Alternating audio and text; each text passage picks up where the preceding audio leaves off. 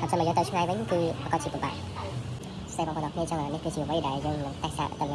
nghệ tại đó là bây giờ ta cát hay là bây giờ ta bay một smartphone là đó hay chừng ngày bao nhiêu bay sau từng mét mình còn những anh bay tập thì sắp bao nhiêu hay mấy cái càng bao nhiêu hay mấy cái bay lại mày là dân ta tại vì ai chụp lên bàn ngày đó cho mình bảo con tài sản được liền cho nên cái chiều váy đẹp lắm thì giấy chỉ mới là may là bắt chiều sắp smartphone bao nhiêu tuổi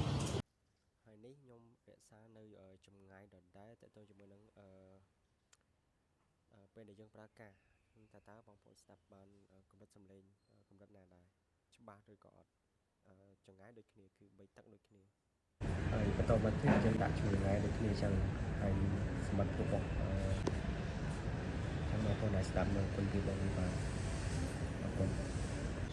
ចឹងបន្ទាប់ពីតេស្តសាករួចហើយខ្ញុំឃើញថាតើតើជាមួយនឹងទូរស័ព្ទ smartphone របស់យើងហើយជាមួយនឹង wireless mic គឺវាល្អជាងហើយមួយទៀតទៅលើ wireless mic ក៏វាល្អដែរសលេងវាផាក់ហើយគ្នាដូចបងប្អូនបានទទួលបានទៅលើ voice reduction អីចឹងទៅហើយចំពោះការវិញគឺស្ដាប់លេងបានតែម្ដងអត់ចាំយើងទៅឆ្ងាយវិញគឺក៏ជាពិបាកស្ដាប់អត់លឺតែម្ដងអញ្ចឹង wireless mic វាជួយយ៉ាងនៅពេលដែលយើងទៅឆ្ងាយយើងអាចថតឆ្ងាយបានពីកាមេរ៉ារបស់យើងហើយទៅលើ voice reduction អីវាអាចកាត់បន្ថយបាន noise អីបានច្រើនកាត់សំឡេងខែបានច្រើនចឹងទៅចឹងដោយសារតែទៅជាមួយ smartphone mic របស់ smartphone យើងអាចថតចិត្តថតសំឡេងបានវាក្តាប់សំឡេងបានល្អ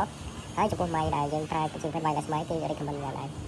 វីដេអូរបស់ខ្ញុំចាប់តាមហ្នឹងហើយអរគុណបងប្អូនទាំងគ្នាសម្រាប់ការ review ទៅលើវីដេអូនេះមួយនេះអរគុណបាយបាយជួបគ្នានៅវីដេអូបន្ត